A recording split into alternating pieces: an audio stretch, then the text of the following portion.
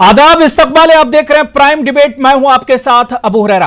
कश्मीर से आर्टिकल 370 खत्म करने के बाद अब हिंदुस्तान की नजर पाक मकबूजा कश्मीर पर है।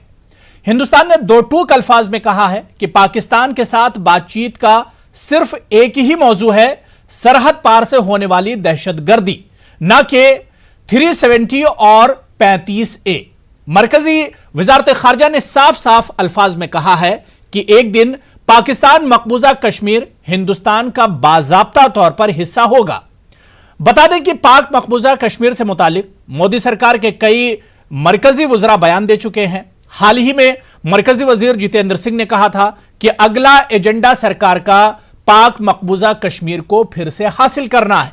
इस बीच जम्मू कश्मीर के गवर्नर सत्यपाल मलिक ने कहा है कि पीओके पर लड़ाई के बजाय जम्मू कश्मीर में तरक्की की बुनियाद पर इसको हासिल किया जा सकता है।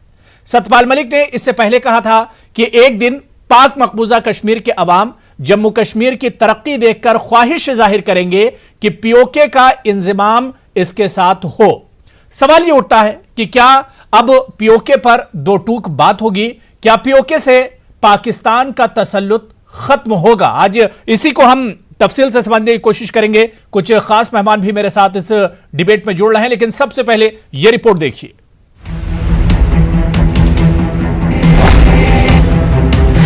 कश्मीर से आर्टिकल 370 खत्म करने के बाद अब हिंदुस्तान की नजर पाक मकबूजा कश्मीर पर है। मोदी हुकूमत के 100 दिन की हुसूलियाबियों के जिक्र के मौके पर वजीर खारजा एस जयशंकर ने साफ लफ्जों में कहा कि पाक मकबूजा कश्मीर हिंदुस्तान का ही हिस्सा है। कई मरकजी वज़रा की जानिब से पाकिस्तानी मकबूजा कश्मीर को हिंदुस्तान में शामिल करने के बारे में दिए गए बयानात से मुताल्लिक वजीर खारजा एस जयशंकर ने कहा कि पाक मकबूजा कश्मीर के बारे में हिंदुस्तान का मौकिफ हमेशा ही वाज़े रहा है और आगे भी रहेगा। उन्होंने कहा कि इन्हें तवक्को है कि एक दिन पाकिस्तान मकबूजा कश्मीर कानूनी तौर पर हिंदुस्तान के कब्जे में होगा। On POK, yes, our position on POK has always been and will always be very clear. POK is part of India, and we expect one day that we will have the jurisdiction, physical jurisdiction over it. मैं देख ही रहा हूं कि 10-15 दिन से हमारे बहुत सारे मंत्रीगण, जिनको कई बार मौका नहीं मिलता है अंतरराष्ट्रीय मामलों में बोलने के लिए, वो बराबर पीओके पे हमला की चढ़ाई किए हुए हैं। पीओके ले लेंगे, पीओके पे कब्जा कर लेंगे, नेक्स्ट टारगेट पीओके है। चलो वो उनका सोचना है, पर मैं कह रहा हूं कि अगर नेक्स्ट टारगेट पीओके है तो हमको लड़ाई के बजाय जम्मू कश्मीर की तरक्की के आधार पे उसको हम ले सकते हैं।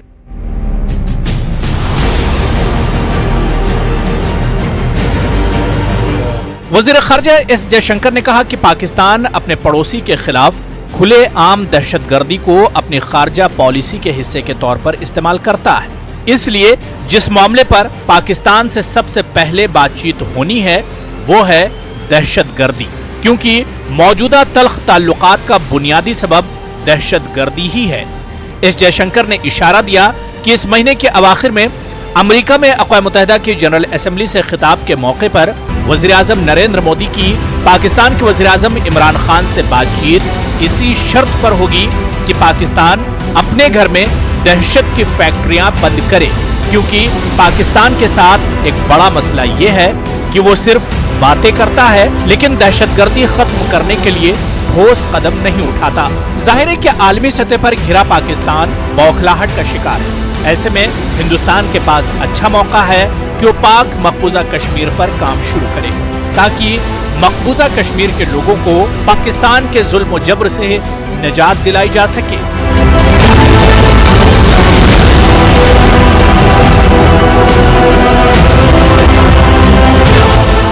और हिंदुस्तान का दैरीना ख्वाब भी पूरा हो सके। Bureau report, news 18 Urdu. तो अब बारी है पाक मकबूजा कश्मीर यानी पीओके पर आर पार की। जी हां, हिंदुस्तान ने बिल्कुल साफ साफ और दो टूक अल्फाज में यह कह दिया है कि अब बारी कश्मीर पर 370 तो हटा लिया गया है, कश्मीर तो हिंदुस्तान का अंदरूनी मसला है, लेकिन अब बात पीओके पर होगी, जिस पर जबरन कब्जा पाकिस्तान ने कर रखा है। अब पाक मकबूजा कश्मीर की बारी है और अब इसे भी एक तरह से हिंदुस्तान के हिस्से में एक तरह से मिलाया जाएगा, क्योंकि एक बहुत पुराना मसला है, बड़ा देरीना मसला है। और अगर यह मसला हल हो जाता है तो कई बड़े अहम मसाइल भी हल हो जाएंगे। क्या वाकई में आने वाले दिनों में जिस तरह से हिंदुस्तानी सरकार लगातार इस जानिब काम कर रही है, क्या आने वाले दिनों में वाकई में पीओके पर पाकिस्तान का जो तसल्लुत है वो एक तरह से खत्म होगा?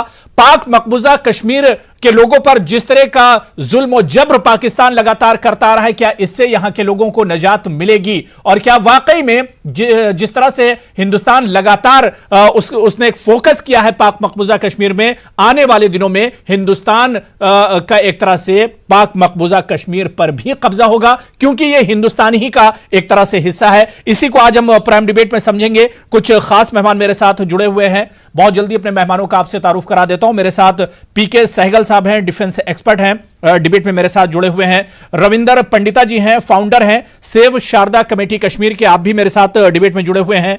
सुहेल काजमी साहब पॉलिटिकल एनालिस्ट हैं, सियासी तज्जिया निगार हैं, जम्मू से मेरे साथ जुड़े हुए हैं। इनके अलावा डॉक्टर ताहिर चौधरी साहब तर्जुमान हैं, स्पोक्सपर्सन हैं बीजेपी जम्मू कश्मीर के, आप भी मेरे साथ इस डिबेट का हिस्सा हैं, जुड़े हुए हैं। अपने तमाम मेहमानों का बहुत इस्तकबाल और वेलकम करते हैं न्यूज 18 उर्दू में। मैं सबसे पहले सुहेल काजमी साहब आपसे मैं शुरुआत करना चाहूंगा, क्योंकि जम्मू कश्मीर की सियासत पर और यहां के हालात पर बहुत अच्छी नजर आपकी रहती है।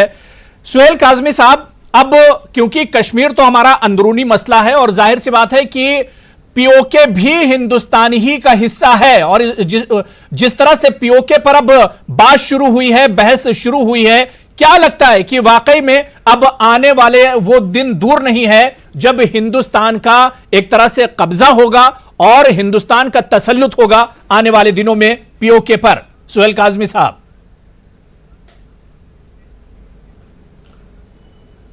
देखिए, अगर आप क्लोजली देखें, रियासत जम्मू कश्मीर जो थी कुछ दिन पहले पिछले महीने की 5 तारीख तक जो स्टेट थी, और आज यूटी बन चुकी है। अगर आप बड़ी नजदीक से देखें तो ये 70 इयर्स में पहला एक्सपेरिमेंट है जिसकी वॉल्यूम इतनी बड़ी है।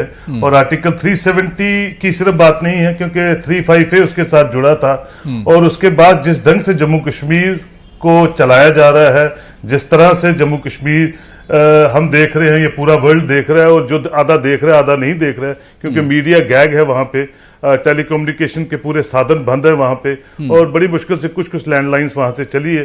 कश्मीर की क्लियर पिक्चर जो है अभी आपके सामने, पूरे भारत के सामने और पूरे वर्ल्ड के सामने नहीं है। जब तक आप कश्मीर को, जो prime minister, honourable prime minister ने कहा है अपना एड्रेस टू नेशन में, और जो यहाँ के राज्यपाल कुछ कल कह रहे थे कि कश्मीर उस डगर पे चलेगा, कश्मीर को हम वैसा बना देंगे, ऐसा बना देंगे, जब तक वो चीजें ग्राउंड पे नहीं आएंगी, जब तक वो चीजें हकीकी सतह पे लोगों तक नहीं पहुंचेंगी, और जब तक पूरी फ्रीडम से कश्मीर बिल्कुल खुला ढंग से अपनी डगर पे नहीं चलेगा, हमें कोई बात करना कबलस वक्त होगा। क्योंकि लोगों को, मुझे नहीं लगता आर्टिकल 370 को लेके कोई आपत्ति थी या आपत्ति है, क्योंकि आर्टिकल 370 एग्जिस्ट ही नहीं करता था ग्राउंड पे।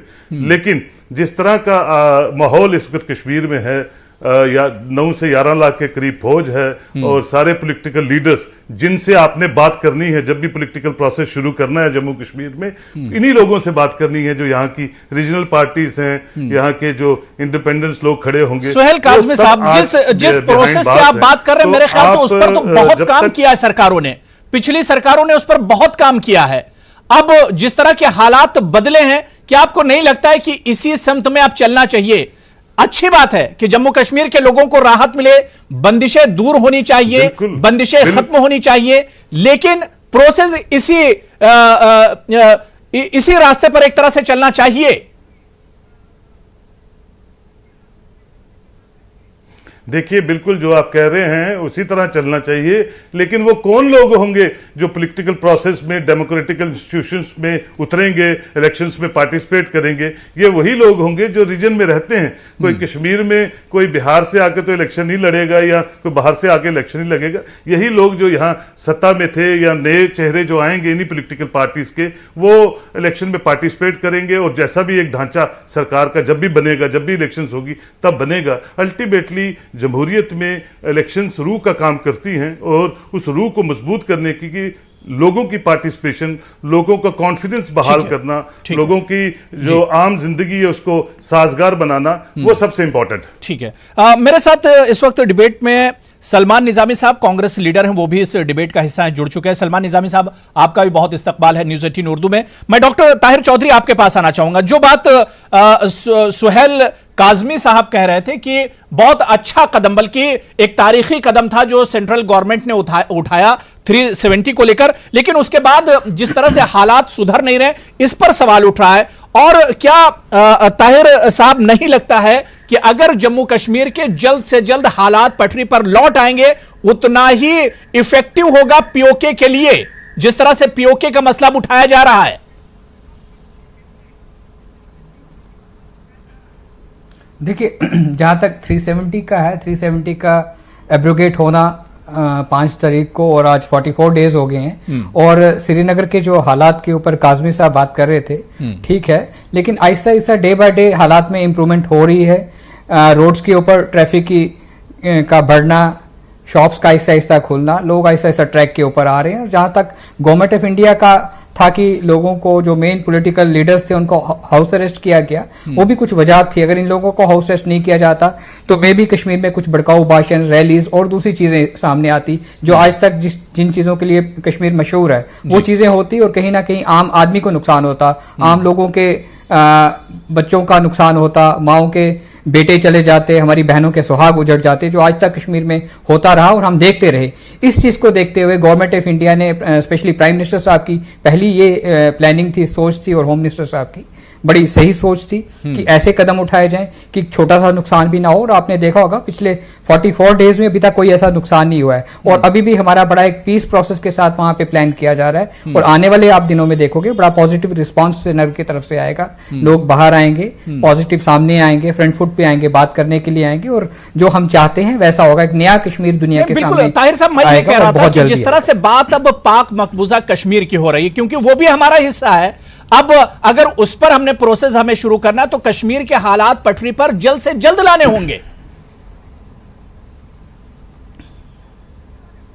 बिल्कुल बिल्कुल, कश्मीर के हालात बहुत जल्दी से जल्दी सुधारने के लिए वर्क हो रहा है, और वो इंशाल्लाह बहुत जल्दी आपको पॉजिटिव न्यूज वहां की सुनाई देगी। सलमान निजामी साहब, पीओके की बात, सलमान निजामी साहब, क्योंकि अब कश्मीर तो जाहिर सी बात है हिंदुस्तान का अटूट हिस्सा है, और वो एक अंदरूनी मामला है, और उस पर जो कदम सरकार ने उठाया वो अपना अंदरूनी मामला है। लेकिन अब जो एक बहस छिड़ गई है, कई सेंट्रल मिनिस्टर्स ने इस पर बयान दिए हैं, खुद राजनाथ सिंह और अमित शाह ने इस पर बयान दिए हैं, जो फॉरेन मिनिस्ट्री है उसकी तरफ से बयान आया कि अब बात पाकिस्तान से पीओके पर ही होगी।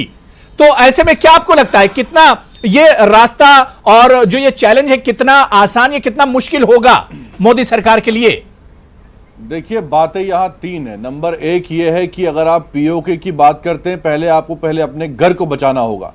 ये तो ऐसी बात हुई कि एक माँ ने अपने बच्चे को कैद में रखा है और कहती है कि बाहर का बच्चा जो है वो पहले उसको दूध पिलाया जाए, पहले जो अपना बच्चा है उसको ऐसे ही तड़पता रखा जाए। तो आप पीओके को लाइए, मैं तो कहता हूं कि पाकिस्तान को ही लाइए वापस। हम किसी ने रोका नहीं है आपको, आप जाइए, जैसे इंदिरा गांधी ने किया वैसे करिए। लेकिन आज तो ऐसा होता है कि पहले डोल जो पीटा जाता है वो टेलीविजन पे पीटा जाता है और उसके बाद कार्रवाई होती है पाकिस्तान पे। दूसरी बात यह है कि पीओके की आप बात कर रहे हैं, मैं तो कहता ठीक है, हम चिल्ला चिल्ला के यहां बोलते थे कि जो पीओके वाले हैं उनको तो अभी तक एक मेडिकल कॉलेज भी हासिल नहीं है। खुदा का शुक्र है कि कांग्रेस सरकार थी गुलाम नबी आजाद के दौर में, मेडिकल कॉलेज जम्मू कश्मीर में 5 से ज्यादा बढ़े। लेकिन जब पीओके वाले हमारी तरफ नजर मारेंगे और कहेंगे कि हम आपके पास कैसे आए, आपके पास तो स्टेट थी वो भी भारत की सरकार ने छीन लिया, तो हम क्या लेंगे वहां। तो सबसे पहले आपको यह देखना चाहिए कि आप जो कश्मीर इस वक्त जो नेता वहां के जो मेन स्ट्रीम लीडरशिप है जो नजरबंद हैं, दैट मीन्स कि आप फेल हो गए अपने कश्मीर को बचाने में। आज तो आपको भरोसा नहीं है कश्मीरी पे कि अगर हम उसको छोड़ दें तो वो पत्थर उठाएगा या बंदूक उठाएगा। आप में वो ट्रस्ट नहीं रहा, आपकी सरकार पे वो भरोसा ही नहीं रहा। सलमान निजामी, अब कश्मीर के हालात धीरे धीरे पटरी पर आ रहे हैं। सलमान निजामी साहब, कश्मीर के हालात धीरे धीरे पटरी पर लौट कर आ रहे हैं और जो बंदिशें हैं, जो लोगों की वहां शिकायतें हैं, क्योंकि वो हमारा अंदरूनी मामला है, सरकारें उन शिकायतों को दूर कर लेंगी। और आपने देखा नहीं, पिछले दिनों गवर्नर सत्यपाल मलिक साहब ने कई बड़े ऐलानात किए हैं, 50,000 नौकरियों का उन्होंने ऐलान किया है। इसके अलावा हर जिले के लिए बड़े बड़े ऐलान किए गए। ये तो हमारा अंदरूनी मामला है सलमान निजामी साहब। मैं ये कह रहा हूं कि इस सरकार ने जो कदम उठाया, ये इससे पहले की सरकारों ने क्यों नहीं उठाया? यूपीए की सरकारों ने, कांग्रेस की सरकारों ने, इन सरकारों ने इससे पहले कदम क्यों नहीं उठाया? सलमान निजामी साहब, जितना बड़ा कदम इस सरकार ने उठाया है, नौकरियां भी दी, उन्होंने रेलवे लाया, रोड बनाया और सब कुछ किया।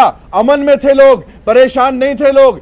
40 दिन पहले भी लोग वहां अमन में थे, अमरनाथ यात्री जा रहे थे, कोई पत्थर नहीं उठा रहा था, आतंकवाद भी खत्म हुआ था। आपको क्यों मजबूरी पड़ी? मैं आपको बताता हूं, क्योंकि 5% आपका जीडीपी यहां पर पूरे देश में। आज आपको अपने करतूतों का मुंह छुपाने के लिए दुनिया को क्या दिखाई? नहीं, देखिए, कश्मीर के हालात तो पिछले 71 साल में नहीं बदले। सारी सरकारें आई, कांग्रेस एक लंबे अरसे तक कश्मीर में रही, पीडीपी ने सरकार चलाई, एनसी ने सरकार चलाई, बीजेपी ने सरकार चलाई, लेकिन 71 सालों में 370 होते हुए भी कश्मीर के हालात बदले नहीं। बर्बाद करके रख 370 का गलत इस्तेमाल किया गया सलमान निजामी साहब, मजबूरी में। और मैं तो यहां तक कहूंगा कि जो वहां की रिवायती पार्टियां थी, उनकी गलती की वजह से 370 को हटाना पड़ा। इनको किसने रोका वहां डेवलपमेंट करने के लिए? इनको किसने रोका वहां तरक्याती काम करने के लिए? किसने रोका? 5 साल में किसी ने नहीं रोका। इनने 5 साल वहां कश्मीर में सिर्फ हिंदू, मुस्लिम और कश्मीरियों का कत्लेआम किया, 2016 में भी और अब भी चाहते हैं। लेकिन अब कश्मीरी जो है समझदार हुए, वो अपनी जान नहीं देंगे, वो अपनी जान गंवाएंगे नहीं। ठीक है, मैं ताहिर चौधरी जल्दी से इसका रिएक्शन दीजिए, मैं उसके बाद रविंदर पंडिता जी के पास जाऊंगा। जी ताहिर चौधरी, जल्दी से इसका रिएक्शन चाहता हूं। सलमान निजामी साहब की बात से बिल्कुल भी वो नहीं करता हूं, सहमति नहीं रखता हूं। जो ये कह रहे हैं बिल्कुल गलत कह रहे हैं।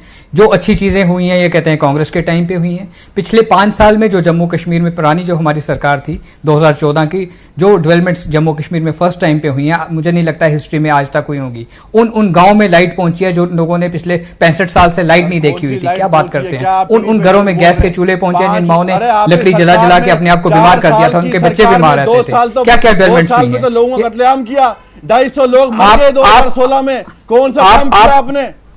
अगर आपने काम किया तो लोग आपके साथ होते यार। पत्थरबाजी पे हमने शिकंजा की साथ वहां की इंटरनेशनल जो फोर्सेस थी, जो इंटरनेशनल एलिमेंट्स थे, उनके ऊपर हमने कार्रवाई की। पुरानी सरकारों ने कुछ नहीं किया। जो आप बातें कह रहे हैं, आवाम को गुमराह मत कीजिए प्लीज। आप लोग 6% 10% वोट दे के अपने एमएलए बनाते हैं, एमपीज बनाते हैं। क्या करते रहे आप लोग? तो वोट डालने के लिए बाहर नहीं आते हैं। अगर आप सलमान निजामी साहब, पिछले 44 दिन में कोई बड़ा हादसा पेश नहीं आया, बड़ा वाकया कश्मीर में पेश नहीं आया पिछले 44 दिनों में। लीडरों को क्यों आपने सिर्फ टीवी चैनल पर बैठकर सियासी बयानबाजी मत कीजिए।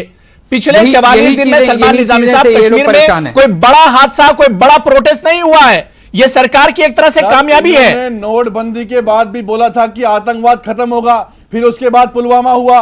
इन्होंने कहा कि 370 के बाद भी आतंकवाद खत्म होगा, फिर इन्होंने कहा कि 250 आतंकवादी फिर आ गए। तो क्या है इनकी स्ट्रेटजी? ये तो अपने नहीं, लेकिन अब एक प्रोसेस शुरू किया ना सरकार ने। सलमान निजामी साहब, 44 दिन में कहां कोई बड़ा वाकया हुआ? और जिस तरह से सिक्योरिटी का मामला है, बंदिशों का मामला है, आप कश्मीर के रहने वाले मुझसे बेहतर समझ सकते हैं कि मजबूरी है, इंतजामिया के सामने, सरकार के सामने मजबूरी है इस तरह की बंदिशें लगाना। मैं रविंदर पंडिता जी आपके पास आ रहा हूं। सफर नहीं करेगा वहां, गोली या सैनिक खाएगा या कश्मीरी मुसलमान खाएगा, वहां महाराष्ट्र वाला नहीं खाएगा। आतंकवाद अगर बड़ा है तो उसका असर जो है नहीं 44 दिनों में देखिए, 44 दिनों में इस तरह के हादसे पेश नहीं आए। वो उसे पूरी दुनिया देख रही है। सलमान निजामी साहब, 44 दिन में क्या हुआ दुनिया के सामने? कोई टेंशन नहीं है। पंडिता जी, रविंदर पंडिता जी, अब क्योंकि कश्मीर के बाद अब पीओके पर बात हो रही, क्या आपको नहीं लगता है कि अगर पीओके का मसला भी हल हो जाता है तो बहुत से ऐसे मसाइल हैं जो पीओके से जुड़े हुए हैं जिनसे एक राहत मिलेगी, क्योंकि कश्मीर की तरह से ही पाक मकबूजा कश्मीर भी हमारा अटूट हिस्सा है, हिंदुस्तान ही का हिस्सा है। रविंदर पंडिता जी, देखिए, डिप्लोमेटिकली और पॉलिटिकली तो हम करेक्ट हैं। 1994 में भी पार्लियामेंट रेजोल्यूशन है हमारा कि पीओके हमारा हिस्सा है, पर ऐसे तो हम ये भी कह रहे हैं कि कश्मीर अपना जो है वो भारत का अटूट अंग है। तो ये अटूट अंग करते करते आज हम इस स्थिति पे पहुंचे हैं कि आज की डेट में भी पूरे दुनिया भर में कैसे ये शोर गुला मचा है जब से दफा 370 हटाई गई है। अब सवाल ये है कि पीओके को अपने साथ जोड़ना इस टाइम ये ठीक है, एक प्रेशर बिल्डिंग टैक्टिक है। आज पाकिस्तान ने भी अभी अनाउंस करा कि प्राइम मिनिस्टर मोदी जी की जो है एयर स्पेस बंद करी है, अभी लेटेस्ट वो भी है, वो अपने टैक्टिक्स करे जा रहे हैं। पर जो पीओके के लोग आप देखेंगे, मैं भी एक मुहिम के साथ जुड़ा हुआ, आपको पता है, शारदा पीठ को खुलवाने का, जितने भी हमारे हेरिटेज साइट्स हैं उनको प्रिजर्व करने का। कल भी हमारी नेशनल मॉन्यूमेंट्स अथॉरिटी के यहाँ हमने एक बहुत बड़ी एग्जीबिशन लगाई थी जिसमें हमने सारे पीओके के भी मॉन्यूमेंट्स और जो है रिलीजियस प्लेसेस दर्शाई है। हमारे जो हैं इमोशंस जुड़े हैं बाज़ाब्ता पीओके, वो भी हमारे लोग हैं। मैंने ये देखा पिछले 10 सालों में स्ट्रगल में, पीपल टू पीपल कांटेक्ट में, वो भी हमारे जैसे ही लोग हैं, पर वो भी डिवाइडेड हैं। उनके यहाँ तरक्की बहुत कम है एज कंपेयर टू हमारा कश्मीर जो है। उनके यहाँ एक भी एयरपोर्ट अभी तक भी नहीं है। पाकिस्तान ने, जब, मेरा पॉइंट बड़ा सिंपल है, जब पाकिस्तान ने एडमिनिस्टर करना शुरू करा आर्टिकल 74 के तहत और पीओके को एक मान्यता सी मिली, हमने तो नहीं दी इंडिया ने, पर पूरे वर्ल्ड में वहां पे एक दिखा कि एक एजे के गवर्नमेंट जिसको वो कह रहे हैं सो कॉल्ड आजाद जम्मू कश्मीर, वो एक फॉर्म हुई। तो अब जब 51 से आप चुप बैठे हैं और 1994 में कांग्रेस के हुकूमत में आप रेजोल्यूशन भी पास कर रहे हैं, उसके बाद उन्होंने क्या करा आज तक? वहां सिर्फ एक अड्डा बन गया आतंकवादियों का और पाकिस्तान ने उसको यूज किया। वहां के फॉरेस्ट, वहां का मंगला डैम, वहां का पानी सारा ले गए पाकिस्तान। तो पीओके के कश्मीरी वैसे ही सफर कर रहे हैं। तो अब उनकी जो है, उनकी तंजीम है, उनका जो मौकिफ है वो ये है कि कुछ आज़ादी चाहते हैं, कुछ नहीं चाहते। अब जेएंड के एज ए टोटल आप देखें, अर्स्टवाइल महाराजा के टाइम पे वहां के कुछ लॉयलिस्ट जो हैं महाराजा के, वो अगेंस्ट पाकिस्तान नारेबाजी कर रहे हैं। JK वहां एक तंजीम है, वो आज़ादी चाहती है, पाकिस्तान चाहता है कि दहशतगर्दी चालू रहे। अब इसमें पिस कौन रहे हैं? मैं एज ए समुदाय, एज ए कम्युनिटी कश्मीरी पंडित हूँ। अब मेरी आस्था वहां जुड़ी है हमारे कल्चरल साइट से। अब कश्मीरी पंडितों के लिए मैं देख रहा हूं अपनी सरकार भी तो कुछ नहीं कर रही है ना। पिछले 100 दिन से एक लफ्ज नहीं बोला है कश्मीरी पंडितों के लिए। डेवलपमेंट की तो हम इतनी बात कर रहे हैं, 50,000 पोस्ट हमने अनाउंस किए। सारे मंत्री सिर्फ बयानबाजी करने से नहीं होएगा, पीपल टू पीपल कॉन्टैक्ट से होएगा। मैं एक पीस बिल्डर हूं, मैं चाहता हूं जो लोगों के साथ में संपर्क करके ये होएगा। बाकी आप पॉलिटिकली बोलते रहिए जी, कुछ भी पॉलिटिकली आप कुछ भी कहिए, मिलिट्रीली ले लेंगे जी हिस्सा। अब अपना कश्मीर अभी संभल नहीं पा रहा है, हम सोच रहे हैं पीओके को भी अपना जो है उसके साथ मिलाएं, तो और ज्यादा ये खिचड़ी पक जाएगी। अभी हम अपने कश्मीर की तरक्की की बात करें, JNK को पटरी पे ले आए, जो आ रहा है, जो मुझे दिख रहा है अच्छा कदम है। और इसमें अब हमें सीरियसनेस के साथ टोटल एकाग्रत होके कंसंट्रेट करके अपने JNK को पहले बचाएं जी, फिर पीओके को देखो। उस पर प्रेशर वो तो हम कह ही रहे 1994 से पीओके का हमारा हिस्सा है, हमारा हिस्सा।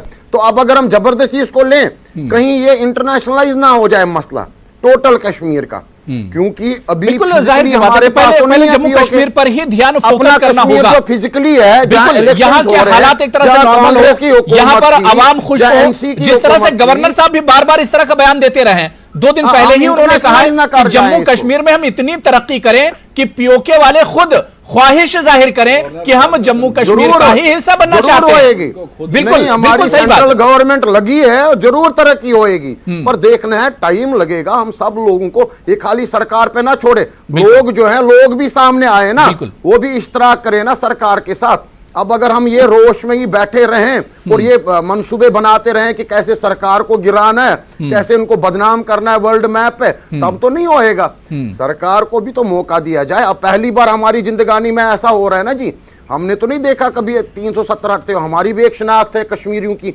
मेरी भी एक स्टेट सब्जेक्ट है। मैं कोई ज्यादा खुश नहीं हूं 1927 के रूल के तहत जो स्टेट सब्जेक्ट मुझे मिली थी महाराजे के टाइम पे, वो शनाख्त खत्म होगी। पर ये देखना है कि हो सकता है सरकार के पास और ज्यादा अच्छे मंसूबे हों। बिल्कुल जाहिर सी जो बात है हम कि सफर सरकार कर के इस गए, मंसूबे हमें को तो आगे निकाला देखा गया जाए कि सरकार अब आगे आतंकवाद करना के क्या तहत चाहती है। बिल्कुल हमारे बिल्कुल साथ जातियां बहुत अच्छी हुई। बात है रविंदर हमारी पंडिता जी कोई आपने बात कही। नहीं मैं कर रहा है, सैगल ना साहब स्टेट गवर्नमेंट कर रही है, ना बिल्कुल। सेंट्रल गवर्नमेंट कर रही है, हम तो पिस गए हैं चारों तरफ। बिल्कुल हालात जल्द से जल्द एक तरह से पटरी पर आने चाहिए।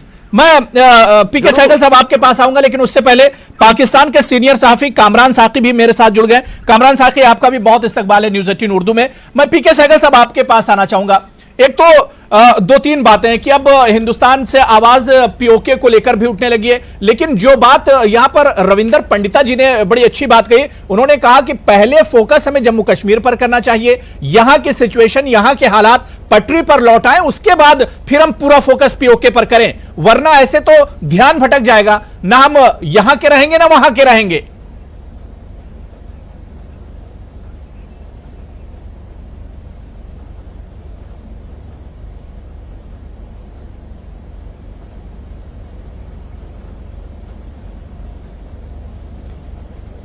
आपका सवाल तो मेरे को नहीं सुनाई दिया, लेकिन मैं रविंदर पंडित जी से बिल्कुल सहमत हूं कि सबसे पहला काम जो हमारे अपने अपने कश्मीर को मैनेज करना है। हमने अपने लोगों का दिल दिमाग विश्वास जीतना है, और जल्दी से जितनी जल्दी, इस समय आपके साथ पूरा इंटरनेशनल एनवायरनमेंट आपके साथ में है, लेकिन उनकी जो है मेमोरी लिमिटेड है। अगर आपने 3 से 6 महीने के अंदर हालातों को बहुत बड़े पैमाने पर इंप्रूव नहीं किया, तो वही इंटरनेशनल कम्युनिटी जो है उस प्रकार से आपके साथ नहीं होगी जिस प्रकार आज है। वास्तव में कश्मीर का इशू तो इंटरनेशनलाइज हो चुका है। 1948 के बाद में जितना कश्मीर का मसला आज उठ रहा है उतना कभी भी नहीं उठा। सिर्फ फर्क यह है कि उस समय सारे के सारे वेस्टर्न वर्ल्ड पूरी पाकिस्तान के साथ थी, मुस्लिम कंट्रीज पाकिस्तान के साथ थे, OIC country, GCC countries Pakistan के साथ थी, यूरोप पाकिस्तान के साथ था। आज सारी की सारी दुनिया हिंदुस्तान के साथ है। ये बहुत बड़ा चेंज है। इसका फायदा तभी मिलेगा अगर हम जल्दी से जल्दी कुछ ऐसी चीजें करेंगे जिससे वास्तव में स्कूल हर प्रकार से खुले। अभी बच्चे कोई स्कूल नहीं जा रहे, स्कूल कॉलेजेस यूनिवर्सिटी खुलनी चाहिए। आप वहां दुकानें देखो तो 100% दुकानें बंद हैं तकरीबन, दुकानें खुलनी चाहिए, लोगों का आना जाना आसान होना चाहिए, रोजमर्रा की जिंदगी आसान होनी चाहिए। ये चीजें नहीं हो रही। जहां तक लोगों का नजरबंद किया हो तो नजरबंद करना पड़ेगा, क्योंकि हम नहीं चाहते कि जान और माल का नुकसान हो। बिल्कुल, लेकिन लेकिन बहुत जल्दी से हमको कदम उठाने। जब तक हम अपने कश्मीर को अच्छी तरह मैनेज नहीं करेंगे, ये जो गवर्नर साहब भाषण दे रहे हैं, बातें कर रहे हैं, इनको वास्तव में ग्राउंड पे लगाने में कम से कम 2 साल लग जाएंगे। जब तक वो चीजें ग्राउंड पे आती नहीं है, लोग कन्विंस नहीं होंगे। इन द मीन टाइम जो हमने कुछ करना है, हमने ऐसे ऑफिसर्स वहां पोस्ट करने हैं जो टोटली पीपल सेंसिटिव हैं। जितने भी पोस्ट है पीपल सेंसिटिव हैं, लोगों की जो शिकायतें हैं उनको सुने और उनके ऊपर तुरंत से तुरंत अमल करें, ताकि लोगों को ऊपर आपके ऊपर भरोसा हो, आपके ऊपर जल्द से विश्वास जल्द हो। लोगों को राहत मिले और वाकई में लोगों का भरोसा और एतमाद भी जीतने की जरूरत है। मैं कामरान साहब आपके पास आना चाहूंगा, क्योंकि लगातार हम देखते रहे कि किस तरह से पीओके में, पाक मकबूजा कश्मीर में पाकिस्तान की सरकार को लेकर जिस तरह से एहतजाज लगातार होते रहते हैं, और लोग कितने परेशान हैं। मुजफ्फराबाद की इमरान खान की रैली में जिस तरह से तलबा ने इमरान खान गो बैक के नारे लगाए, मतलब यह जाहिर करता है कि पाकिस्तान कितना जुल्म कर रहा है वहां के लोगों पर। कामरान साकी, देखिए, तो मैं सबसे पहले आपके पैनल की अक्सरियत का शुक्रिया अदा करता हूँ, खासतौर से सलमान निजामी साहब का, उन्होंने आपके कब्जे के अंदर जो जम्मू कश्मीर है, जिसे हम मकबूजा कश्मीर कहते हैं और समझते हैं, उसके लिए आवाज उठाई। दो के पिछले प्रोग्राम में भी सलमान निजामी साहब को तनकीद का सामना करना पड़ा और उन्होंने बयान ही वापस नहीं दिया। जहां तक ये तो देखिए यहाँ की अंदरूनी सियासत का हिस्सा है। कामरान साकी, वो अपोजिशन है, वो आवाज उठा सकते हैं, लेकिन वो पाकिस्तान के खिलाफ, जाहिर सी बात है, वो सब एक होंगे, चाहे बीजेपी हो या कांग्रेस हो, ताहिर चौधरी हो या सलमान निजामी हो, पाकिस्तान के खिलाफ सब एक हैं। वो आपसे अलग होना चाहता है तो कुछ आपकी आवाज उठती है। जहां तक इमरान खान की जलसे की बात है, तो वो पूरी दुनिया ने देखा कि कितना कामयाब था, और इंडियन मीडिया कितने दिन तक वो कलायत का शिकार रहा और आज भी है, तो उसका अंदाजा आप मुझसे ज्यादा बखूबी लगा सकती हैं। बाकी सबसे पहले जो है वो हमेशा आपके पैनलिस्ट की बातों से मैं पूरी तौर पर उनके साथ हूँ कि अपने घर को सबसे पहले ठीक करना चाहिए। हमें कोई फर्क नहीं पड़ता कि कश्मीरी आपके साथ। कामरान साकी, पीओके में डेली एहतजाज और प्रोटेस्ट हो रहे हैं। आप बताइए, पिछले 44 दिन में कश्मीर में क्या कुछ हुआ है? पिछले 44 डेज में कश्मीर में क्या हुआ है?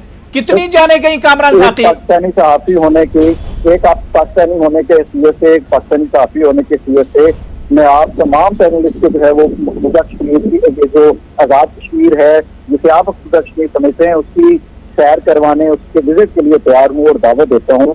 आए यहाँ पे आके हालात देखें, ना यहाँ पे नहीं देखिए वहाँ के हालात कैसे, वो क्योंकि हम सहाफी हैं, जर्नलिस्ट हैं, दुनिया भर की खबर रहती है। कामरान साकी साहब हमें वहां जाने की जरूरत नहीं है। वहां पर क्या कुछ चल रहा है, लोगों पर कितने जुल्म हो रहे हैं, लोगों को जबरन किस तरह से परेशान किया जा रहा है, खासतौर से वहां पर जो माइनॉरिटीज में है उनके साथ क्या कुछ हो रहा है वो दुनिया के सामने है। कामरान, कहीं पे भी कोई माइनॉरिटीज के साथ वहां पर क्या कुछ हो रहा है, रोज खबरें आ रही है। कामरान, माइनॉरिटीज के साथ तो इंडिया के जुल्म कम करता है, वहाँ पे मुसलमानों को सरेआम जुदा किया जाता है, वहाँ की बरादरी खालिस्तान बना। अरे मैं आपके सामने मिसाल हूं ना, कहां परेशान है यहाँ की सरकार से। इंसाफ देती है कामरान, हम परेशान नहीं है यहाँ के लोग, ये आपको समझना चाहिए। हमारी दुआएं प्रोपेगेंडा तो पाकिस्तान करता ही है। जो है अक्सरियत जो है वो अगर परेशान ना हो तो मुझे भी कोई परेशानी ना हो, क्योंकि हमारे आप पड़ोसी हैं तो हमें यकीनन आपका दुख है और वहाँ बचने वाले मुसलमानों का ठीक है। कामरान, मैं नहीं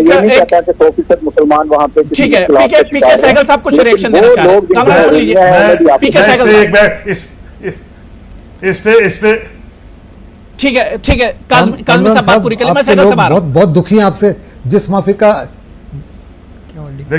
देखिए मैं इनको जवाब देना चाहता हूं जी कि मैं 5 बार ऑफिशियल डेलीगेशंस के साथ पाकिस्तान के हर चप्पे पे घूम के आया हूं और पीओके के लोग कितने खुश हैं वो ये बेहतर जानते हैं हमसे भी, और गिलगित बलोच के लोग कितने खुश हैं पाकिस्तान से ये बेहतर जानते हैं। और दिन ब दिन, आज नहीं 70 साल से वो लोग सड़कों पे हैं और वो चाहते हैं पीओके के लोग, मुजफ्फराबाद के लोग।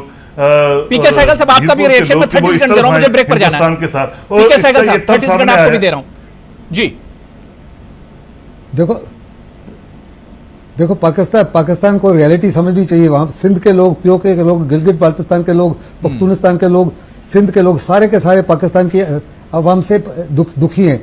वो पंजाब प्रोविंस से दुखी हैं, पाकिस्तान की आर्मी से दुखी हैं, ISI से दुखी हैं। वहां किसी प्रकार का कोई भी क्या कहते हैं उन्नति नहीं हुई, लेकिन केवल एक चीज हो रही है, बहुत बड़े पैमाने पर इन तमाम लोगों के ऊपर जुल्म ढाए जा रहे हैं। पाकिस्तान पीओके के लोग साफ तौर पे कहते हैं जहां वो सारी तस्वीरें की सारी तस्वीरें जिस तरह से पाकिस्तान वहां पर जबरन जुल्म कर रहा है वो तस्वीरें दुनिया के सामने। यहां पर मुझे एक छोटा सा कॉमर्शियल ब्रेक लेना है, ब्रेक से जब लौट कर आएंगे तो इसी इश्यू पर हम बात करेंगे कि अगर हम कश्मीर के हालात जल्द से जल्द सुधार लेते हैं, यहां पर बंदिशें खत्म होती हैं, लोगों को एक राहत मिलती है, तो फिर हिंदुस्तान का अगला जो टारगेट होगा, जो अगला एजेंडा है हमारी सरकार का, वो पाक मकबूजा कश्मीर है। छोटा सा ब्रेक लेंगे, फौरन हाजिर होते हैं। तो जाहिर सी बात है कि अब हिंदुस्तान का अगला जो एजेंडा होगा, जो अगला टारगेट है, वो पाक मकबूजा कश्मीर है। लेकिन जिस तरह से ब्रेक पर जाने से पहले कुछ पैनलिस्ट ने कहा कि जल्द से जल्द अब हमें यह भी समझना होगा कि कश्मीर के हालात पटरी पर लौट आए, लोगों में एक एतमाद और भरोसा हो, तो उसके बाद आसानी से पाक मकबूजा कश्मीर को टारगेट किया जा सकता है। इसी पर लगातार हम बात कर रहे हैं, कुछ खास मेहमान मेरे साथ जुड़े हुए हैं। मैं ब्रेक के बाद सुहेल काज़मी साहब आपके पास ही आना चाहूंगा। सुहेल काज़मी साहब, क्या आपको नहीं लगता है कि यह एक दैरीना मसला है, खासतौर से कश्मीर को छोड़कर अगर हम पाक मकबूजा कश्मीर की बात करते हैं तो तकरीबन 70 साल पुराना मामला है, लेकिन हमने देखा कि कोई ऐसी सरकार आज तक बीजेपी के अलावा यह जो मौजूदा सरकार है, इससे पहले किसी सरकार ने इस पर काम नहीं किया। 1994 में जरूर नरसिम्हा राव के दौर में इस पर काम हुआ, रिजोल्यूशन हुआ, लेकिन उसके बाद फिर खामोशी, और शायद इसी का फायदा पाकिस्तान ने उठाया।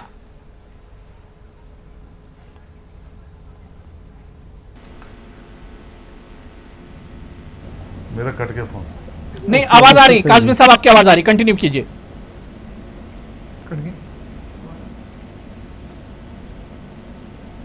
हैं कि 70 सालों पे इस पे कोई काम अच्छी ढंग से नहीं हुआ, लेकिन आप देखिए कि 70 सालों में कश्मीर का राग अल्पाने वाली सियासी जमातें, चाहे वो मरकज में थी चाहे स्टेट में थी, कश्मीर ने खोया ही खोया है। एक जनरेशन हमने यहाँ कश्मीर में खो दी। हमने 1900 के करीब गांव हैं जहां रोड कनेक्टिविटी नहीं है। कश्मीर दो तरह का कश्मीर है, एक कश्मीर वो जिसको आप स्विट्जरलैंड कहते हो, जहां बापू को एक सूरज की किरण नजर आई थी, और एक कश्मीर वो कश्मीर है जहां गुर्बत का पैमाना अभी भी इतना है, जहां सड़कें नहीं है, बिजली नहीं है, पानी नहीं है, जहां नौकरियां नहीं हैं, जहां कॉन्फिडेंस लोगों में खत्म होता जा रहा है, स्ट्रेस बढ़ता जा रहा है। अब ठीक है, आपने ये एक्सपेरिमेंट किया, पूरा जम्मू कश्मीर इस पे इसका वेलकम करता है, हम नहीं कहते कि क्या, लेकिन जो रोड मैप आपने बताया है वो अगर जमीनी हकायक पे दिखता है और जिस तरह का कश्मीर ऑनरेबल प्राइम मिनिस्टर चाह रहे हैं, और जो वो सिर्फ बातों में नहीं होना चाहिए, लेकिन जब तक कश्मीर का हर बच्चा, हर बुजुर्ग, हर जवान दिल से आपके साथ नहीं जुड़ेगा, क्योंकि खोखली बातें तो वो 70 साल से सुनते आ रहे हैं, और वो 100 फैमिली या 150 फैमिली कश्मीर की जिसकी बातें सारे सियासी लोग करते हैं वो फायदा लेते रहे। लेकिन और सुहेल काज़मी साहब, जो बात रविंदर पंडिता जी ने उठाई थी कि अब सरकार को जो करना था सरकार ने प्रोसेस शुरू कर दिया, अब बारी जम्मू कश्मीर के अवाम की है, अब उन्हें देखना है कि उनका मुस्तकबिल कहां पर है। गेंद जो है जम्मू कश्मीर के अवाम के ताले में है। देखिए, अवाम आपके साथ, आपने तो उनकी शिनाख्त ही खत्म कर दी कश्मीर। देखिए, अवाम को आप तब कटहरे में लाएंगे। देखिए मेरी बात आप सुनिए। देखिए, अवाम आपके साथ है। 96 से आज तक जितनी भी सक्सेसिव गवर्नमेंट्स यहां बनी है, लोगों ने सब चीजों को छोड़ के आपको वोट किया है। लोग चाहते हैं कि अमन की डगर यहां पे चले, यहां खुशहाल कश्मीर का जो तस्वर सिर्फ पॉलिटिकल पार्टीज दिखाती रही हैं और इलेक्शन जीतने के बाद वो पूरी नहीं हुई है, उनको आप पूरा करें। लोगों ने खोया बहुत है कश्मीर में। आप ये कहेंगे कि सिर्फ एक कम्युनिटी ने खोया और दूसरी कम्युनिटी ने नहीं खोया। Kashmir in totality has lost its fabric, lost its one generation. उसकी तो बर्बादी नहीं कर पाएंगे, लेकिन जो आने वाला दिन है, जो आने वाली सुबह है, जिसका तस्वुर honourable prime minister government of India बता रही है, तो मैं समझता हूं अगर वो चीजें जमीनी हकायक पे आती हैं तो अल्लाह करे हम दुआ कर सकते हैं। डॉक्टर ताहिर चौधरी, क्या एक नई जो बात रविंदर पंडिता जी ने कही, जो बात सुहेल काज़मी साहब कह रहे हैं, या जो बात सलमान निजामी साहब ने कही थी और पीके सहगल साहब ने भी उसमें आखिर में जोड़ा था कि हालात जम्मू कश्मीर के अब पटरी पर आने चाहिए, वरना फिर बहुत देर हो जाएगी और पाकिस्तान को एक मौका मिलेगा प्रोपेगेंडा करने का। कश्मीर में हालात अब पटरी पर आने चाहिए। नहीं, फिर आ गया था।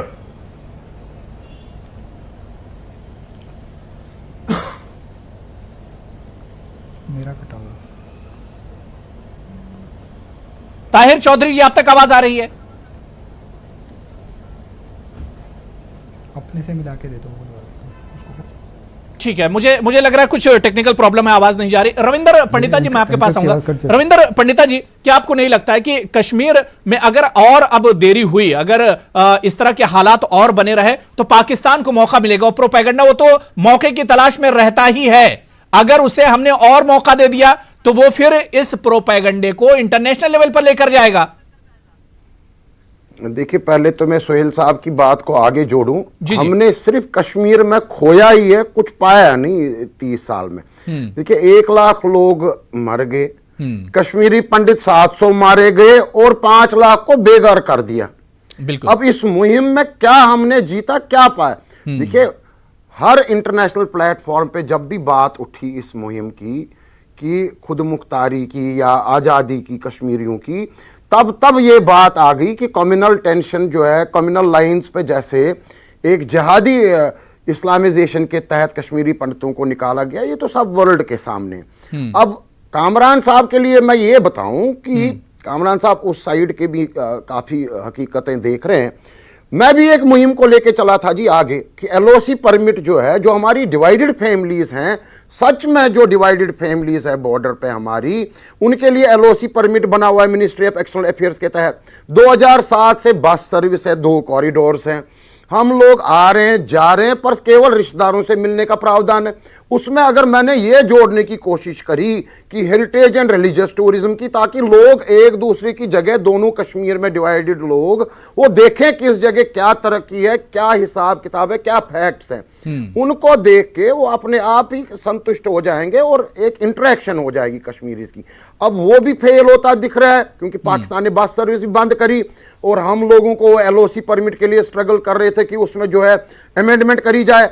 Not only relatives will meet, बल्कि कॉमन कश्मीरी भी जियारतों के लिए जाए, वो भी फेल हो गया जी, वो सिस्टम भी। अब अब यहां से देखो जी, आप क्या पॉलिसी चल रही है, करतारपुर कॉरिडोर आगे बढ़ रहा है। करतारपुर कॉरिडोर के लिए ना इंडिया और ना पाकिस्तान को कोई रिजर्वेशन है, वहां तो यात्रा होएगी, पर शारदा पीठ की यात्रा नहीं होएगी क्योंकि इसमें कश्मीरी लोग इन्वॉल्व हैं।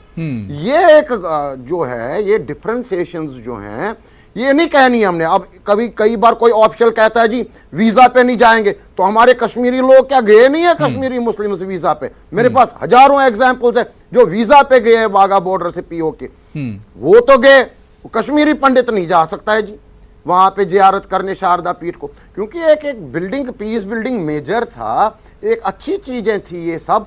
वहां खाली आतंकवादियों का अड्डा बनाने के बजाय वो सरजमीन भी सूफी और ऋषियों की इतनी है, और कोई हमारा जो है एक्सट्रीमिज्म नहीं चलेगा कश्मीर में, ना इस पार ना उस पार में। बात बार बार दोहरा रहा हूं, डिवाइन इंटरवेंशन की जरूरत है। मैं फिर पीस बिल्डिंग की बात करूंगा। मैं अपने सरकार के साथ भी हूं, ठीक करा उन्होंने जो कांग्रेस ने तबाही मचाई थी पिछले 70 साल में। अब हम खाली नेहरू पे दोष ना दें, उस टाइम भी कुछ सर्कमस्टेंसेस ऐसे रहे होंगे, हमें नहीं पता है, हम उस जन्म के नहीं हैं।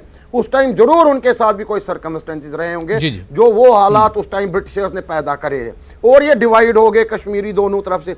अब हमारे पास जो कश्मीर है, जहाँ इलेक्शन है, जहाँ कॉन्स्टिट्यूशन ऑफ इंडिया चल रही थी पहले भी, उसको हमने कॉन्स्टिट्यूशनली एक डिक्लेयर करा अपना हिस्सा है जी टोटली। 370 कोई चीज नहीं है, 35 से कोई चीज नहीं। पर दूसरे वाले कश्मीर के हिस्से को, जिसको आप 1951 से मान्यता दे रहे हैं, उसको यकायक आप कैसे आज खींच लेंगे? और यहां से आप कह रहे हो डेमोग्राफिक चेंजेस हो रही हैं, फलानी चेंजेस हो रही हैं, पॉलिसियां बना रहे हैं। क्या उस कश्मीर को भी ले आके डेमोग्राफिक चेंजेस और नहीं होंगी खराब? उस पर क्या सोचा है? हमें डिलिमिटेशन प्रोसेस पे एक्ट करना चाहिए और इलेक्शंस करने चाहिए J&K में। That is the only solution. We should hand over the government to the people. पंचायती राज ले आइए और लोगों को हुकूमत दीजिए जी। बिल्कुल। कामरान, क्या आपको नहीं लगता है कि पीओके में जिस तरह से लोग परेशान हैं, वहां पर हालात बदलने चाहिए? और क्या आपको नहीं लगता है, जिस तरह से रविंदर पंडिता जी कह रहे हैं कि अगर बातचीत का एक दौर शुरू हो तो जो कश्मीरी पंडितों का एक बड़ा मसला है, शारदा पीठ का मसला है, यह करतारपुर का जो मामला है, ये तमाम मसले भी हल होंगे कामरान, लेकिन पाकिस्तान को पहले संजीदा होना पड़ेगा।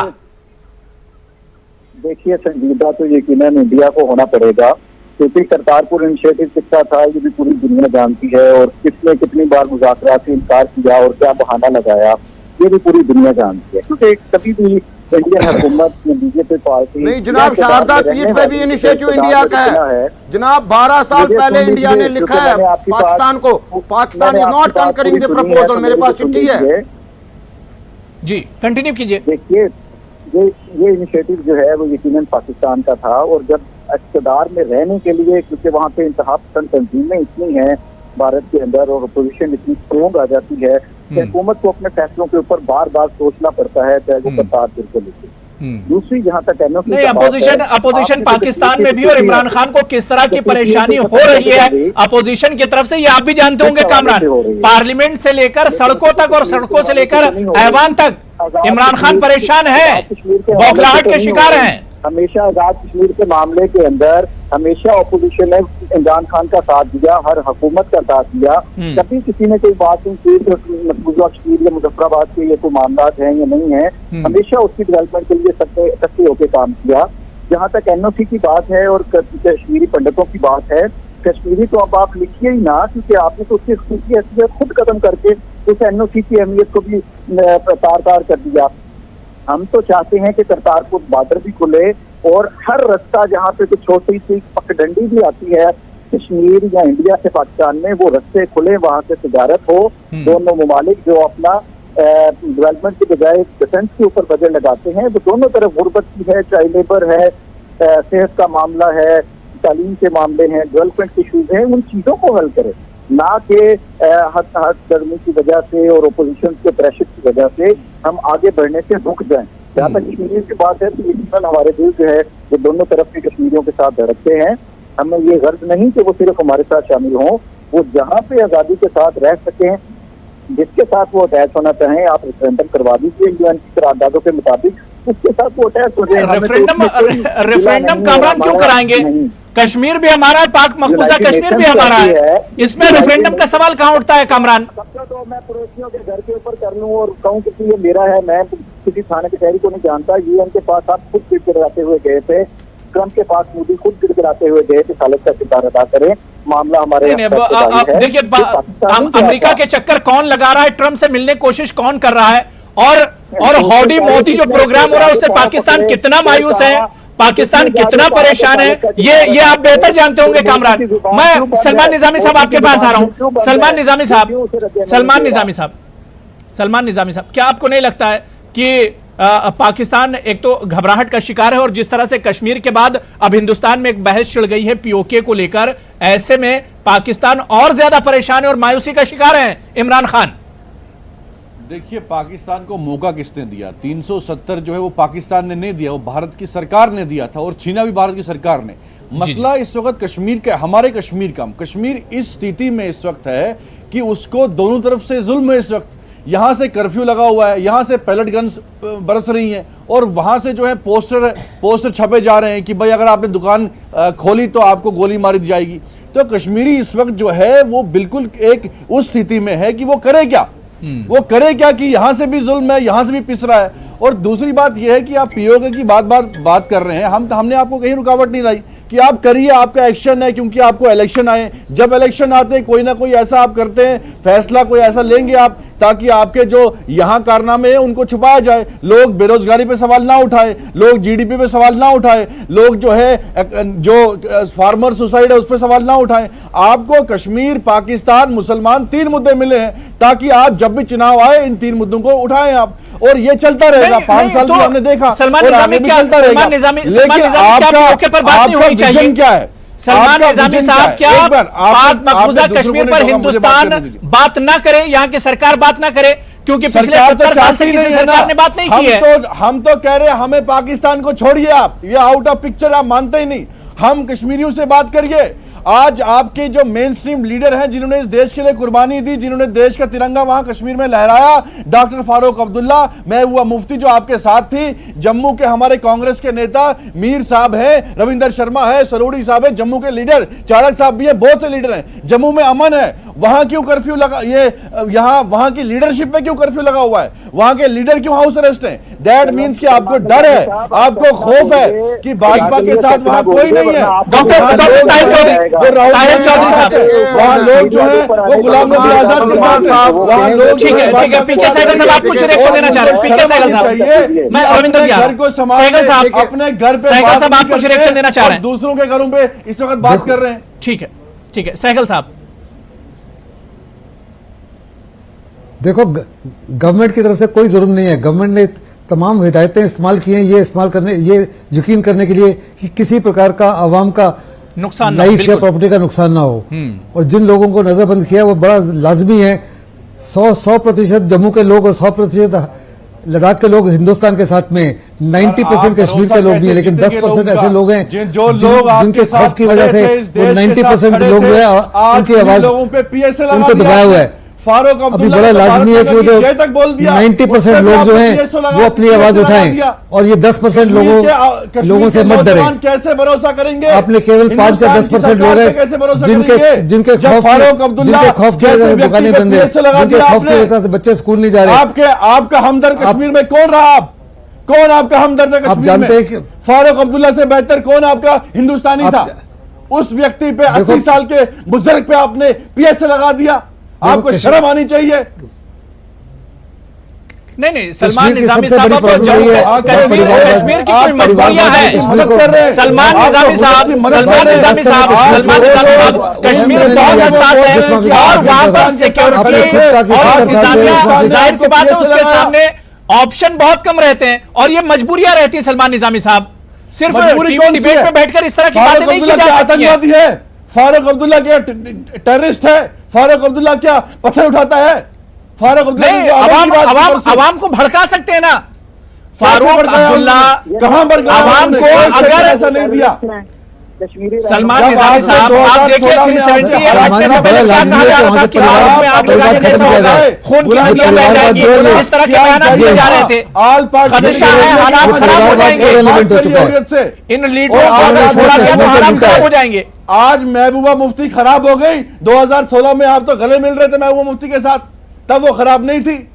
आपकी हिपोक्रेसी है ये। ठीक है, Ravinder Pandit ji, mainstream leadership Ravinder crush कर दिया। ठीक है सलमान निजाम, मैं रविंदर पंडित से बात करता हूं। कामरान साहब की बात का मैंने जवाब देना है पहले। जी। जो कश्मीर को तकसीम किया, वो कैसे कश्मीर तकसीम हुआ?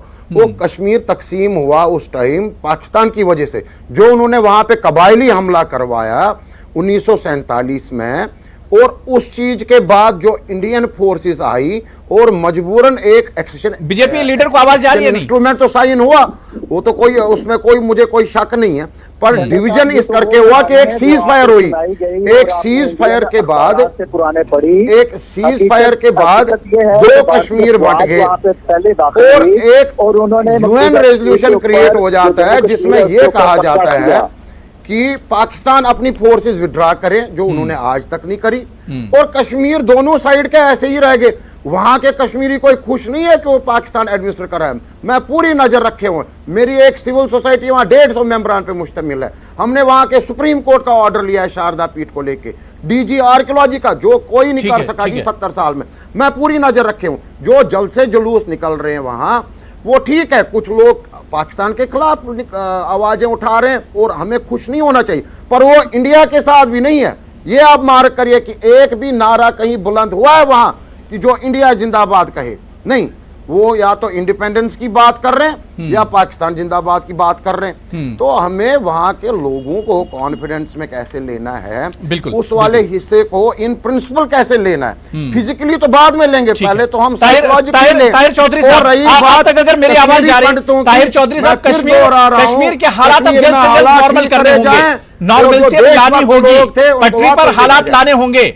अगर अब आप पीओके की बात करने लगे, उससे पहले वाकई में जम्मू कश्मीर के हालात सुधारने होंगे। जो लीडर नजरबंद हैं उन्हें एक तरह से राहत देनी होगी, जम्मू कश्मीर के अवाम का एतमाद जीतना होगा। सरकार को बड़ा काम पहले यह करना होगा।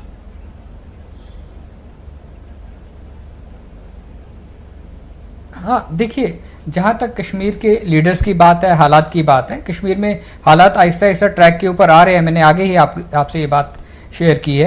और जो गवर्नमेंट ऑफ इंडिया की जो पॉलिसी है, बहुत पॉजिटिव पॉलिसी है कश्मीर को लेके।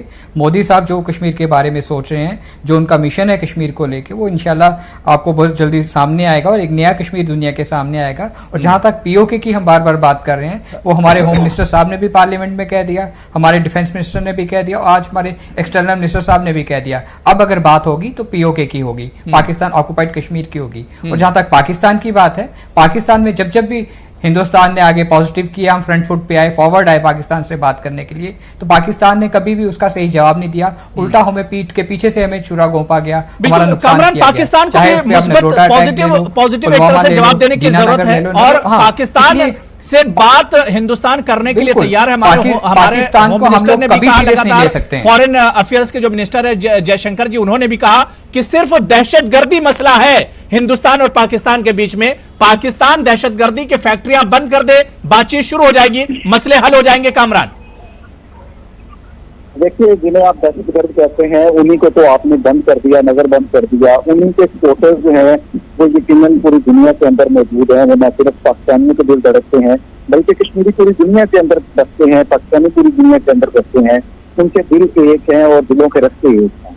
आप वहाँ पे खुद मानते हैं, आपके पैनलिस्ट मानते हैं, सिर्फ क्योंकि आप मीडिया पे बैठे हैं, आप सारे दोस्त, तो वो सच नहीं बोल पा रहे।